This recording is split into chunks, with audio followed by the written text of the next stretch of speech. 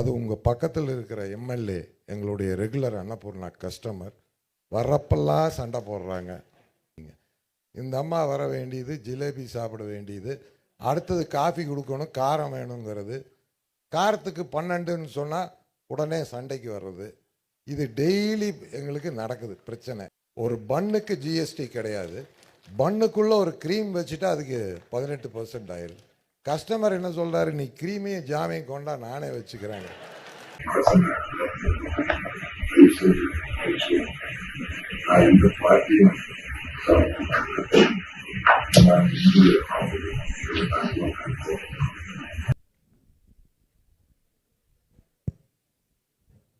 வணக்கம் மேடம், நான் Tamil Nadu hotel association ஹாண்டரி பிரசிடெண்ட்டாக இருக்கிறேன்.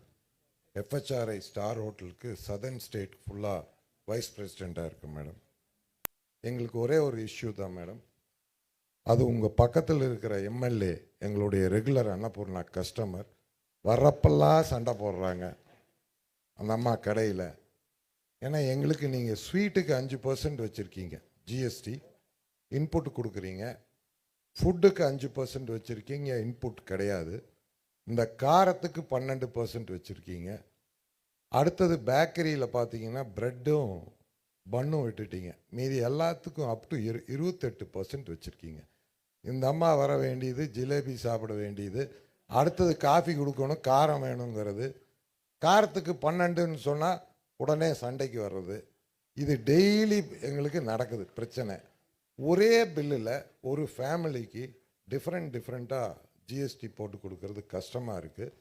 ஒரு பன்னுக்கு ஜிஎஸ்டி கிடையாது, பன்னுக்குள்ளே ஒரு க்ரீம் வச்சுட்டா அதுக்கு 18% ஆயிடுது. கஸ்டமர் என்ன சொல்கிறாரு, நீ க்ரீமையும் ஜாமையும் கொண்டா நானே வச்சுக்கிறேங்க. கடை நடத்த முடியல மேடம். அதனால் ஒன்றா எல்லாத்துக்கும் ஒரே மாதிரி ஜாஸ்தி பண்ணிடுங்க. இல்லைண்ணா இன்னொன்று, இதே அம்மா உங்கள் எம்எல்ஏ அம்மா தான் இதெல்லாம் பண்ணுறதுங்க. அவங்க எங்கள் தொகுதியில் இருக்காங்க. கடையில் வடநாட்டில் அதிகம் ஸ்வீட்டு சாப்பிட்றாங்க, அதனால தான் அம்மா இங்கே அதுக்கு 5%, காரத்துக்கு 12 பண்ணிட்டாங்கங்கிறாங்க. நான் சொன்னேன் இல்லைங்க அப்படியெல்லாம் இல்லை, தமிழ்நாட்டில் ஸ்வீட் காரம் காஃபி அப்படி தான் போகும். அதனால் தயவு செஞ்சு அதை கொஞ்சம் கன்சிடர் பண்ணுங்க மேடம்.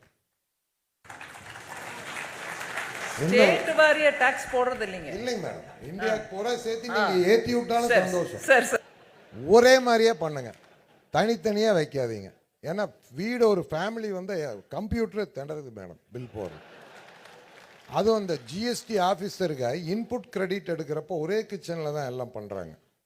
இன்புட் எடுக்கிறப்போ அதே கேஸு, அதே ஸ்வீட் மாஸ்டர், அதே கடலை மாவு, அதே மைதா மாவு, இன்புட் எப்படி மேடம் எடுக்க முடியும்? அதில் ஆஃபீஸர்ஸ் திணறிடுறாங்க.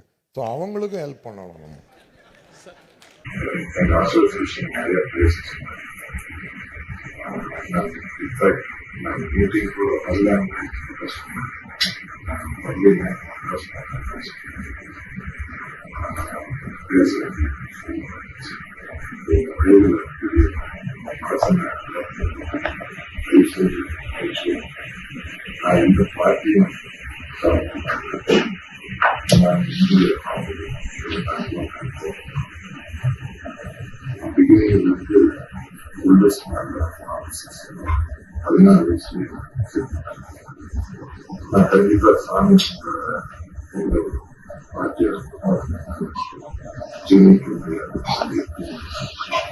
எனக்கு வரைக்கும் என்ன ஆச்சுன்னா, நீங்க ஜிஎஸ்டி பத்தி ஆயிடுச்சு என் கடமை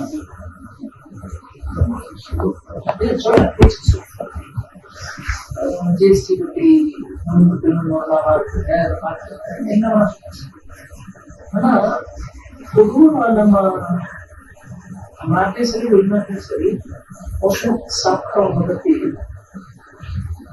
நல்லதா எடுத்தா ஒரு சொல்லப்படாது. நீங்க எடுத்து அவங்க எம்எல்ஏ ஜிலேபி சாப்பிட்றாங்க, சண்டை போடுறாங்க, வாடிக்கையாளர் ரெகுலரா வரவங்க அப்படின்னு சொன்னாங்க. எனக்கு சடனா என்ன தோணுச்சுன்னா, ஐயோ எனக்கு சொந்தக்காரங்க ஊராக போடுவாங்க, இதுகிட்ட அது கூட ஏற்பாடு வச்சுட்டு இருப்பாரு, அதையும் சொல்லுவாரா இருக்கும் சொல்லணும்.